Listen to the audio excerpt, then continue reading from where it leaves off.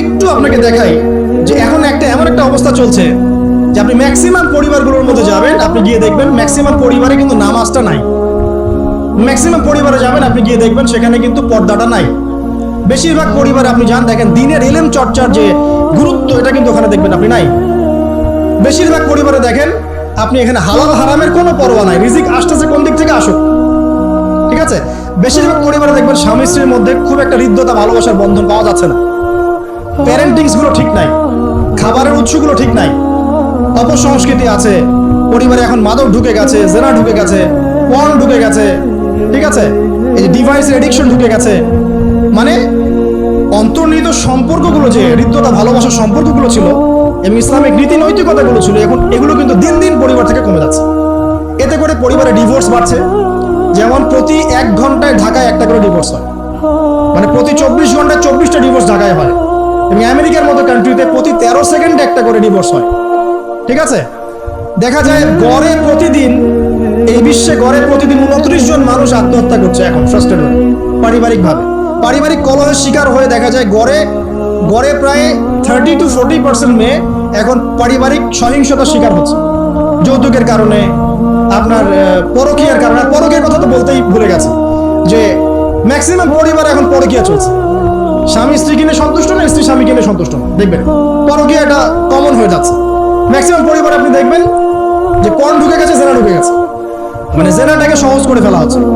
এবং প্রগতির নামে আমরা এখন এমন কিছু কালচার লালন পালন করছি যেগুলো আস্তে আস্তে আমাদেরকে ইসলাম থেকে সরিয়ে দিচ্ছে।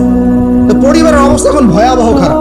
আত্মহত্যার প্রবণতা বাড়ছে, যৌতুক বাড়ছে, আপনার মাদকাসক্ত ছেলে মেয়ের সংখ্যা বাড়ছে, হ্যাঁ, পর্ন এডিক্টেড ছেলের সংখ্যা বাড়ছে। এরা না দেশকে কিছু দিতে পারছে, না সমাজকে, না জাতিকে। এরা কিন্তু আসলে সম্পদ না, এরা বরং বোঝা হচ্ছে। দুনিয়াবী বিষয়গুলোকে অনেক বেশি গুরুত্ব দেওয়া হচ্ছে, এতে করে দিনটা কিন্তু সংকুচিত হচ্ছে। তো এগুলো বলতে থাকলে অনেক সময় চলে যাবে। তো এক কথায় পরিবারের ভাঙনটা এখন বেশি এবং পরিবারের নীতি নৈতিকতার অবস্থা খুব খারাপ। এর কারণগুলো আমরা ফাইন্ড আউট করলাম। কি কি কারণ?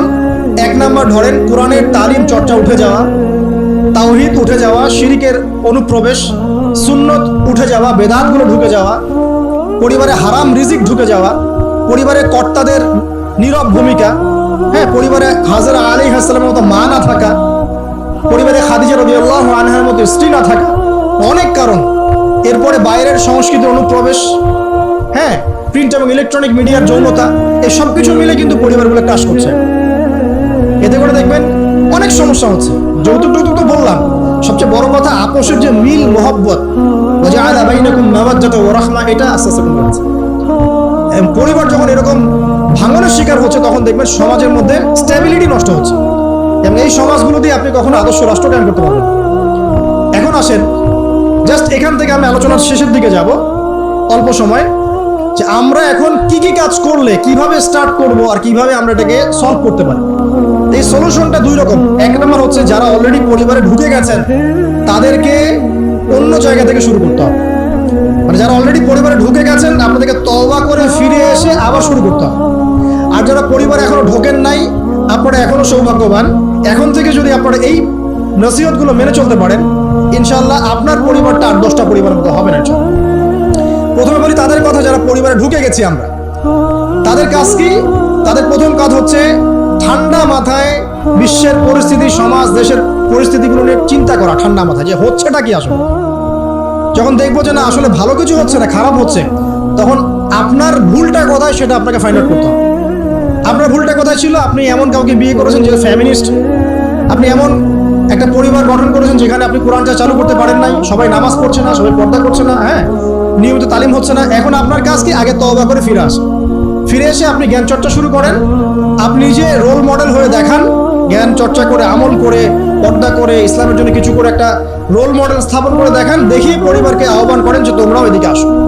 এবং আপনার যত ক্ষমতা আল্লাহ পাক দিয়েছেন পরিবারে, অর্থনৈতিক ক্ষমতা বা স্বামী হিসেবে ক্ষমতা, বাবা হিসেবে ক্ষমতা, এটা আপনি পরিবারে প্রয়োগ করে পরিবারটাকে লাইনে আনার চেষ্টা করেন। এরপরে চেষ্টা করতে করতে করতে করতে যদি কোনো কাজই না হয় শেষ পর্যন্ত, অ্যাটলিস্ট আপনি আপনার দায়িত্ব পালন করেছেন। এখন তাদের ভার আল্লাহর হাতে ছেড়ে দেন, আপনি আপনার কবরের ফিকির করেন। ব্যাস, যার যার হক তাকে দিয়ে দেন, নিজের হকটা আল্লাহর কাছে চেয়ে নেন। আর দ্বিতীয় হচ্ছে তারা যাদের পরিবার এখনো শুরু হয়নি, আপনারা কিভাবে স্টার্ট করবেন? প্রথমে বলবো জ্ঞান চর্চা এখনই করে নেন, জ্ঞান অর্জনটা এখনই করে নেন। পরিবার গঠন হয়ে গেলে অনেক রেসপন্সিবিলিটি আসবে, তখন ডিফিকাল্ট। তো জেনারেল লাইনে পড়া, ইসলামিক পড়া একটা ব্যালেন্স করেন। আমি বলছি না জেনারেল পড়া ছেড়ে দেন, আমি এটা কখনো বলি নাই। ওটা পড়াশোনা করেন, ইসলামিক পড়াশোনাগুলো করেন, একটা ব্যালেন্স করেন।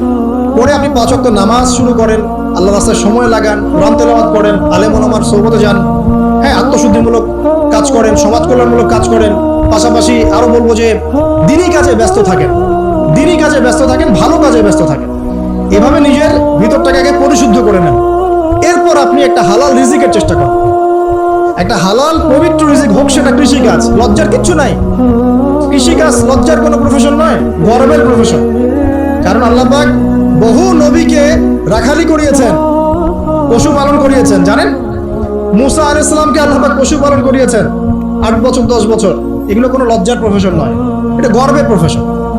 আপনি হালাল রিজিক, অর্থনীতি হোক, আপনার কৃষিভিত্তিক হোক, বা ব্যবসা করেন হালাল কোনো, বা গভর্নমেন্ট জব, বড় বড় গভর্নমেন্ট জবের জন্য ট্রাই করেন, সেটাও ভালো।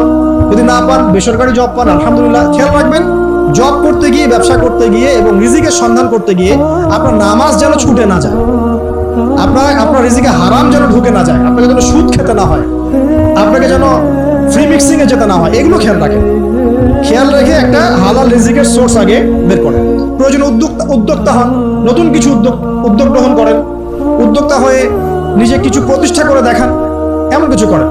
এরপরে আপনি বিএড ফিকিরটা করেন, রিজিকের ব্যবস্থাটাকে করে নেন, তারপর ওদিকে যান। আপনার আপন ভাই হিসেবে আমি কথাগুলো বলছি, মনে করেন। এরপরে আপনি যখন বিয়ে করবেন, বললাম তো, মেয়ের জাস্ট দিনদারিতা দেখবেন। হ্যাঁ, এর উপর যদি সৌন্দর্য থাকে, আলহামদুলিল্লাহ, বংশ ভালো হয়, আলহামদুলিল্লাহ, মেয়ের অর্থ সম্পদ আছে, আলহামদুলিল্লাহ। যদি এগুলোর কোনোটাও না থাকে, দিনদারিতা থাকে, জাস্ট ওটাকে দেখেন, আর কিছু দেখার দরকার, কিছু দেখার দরকার।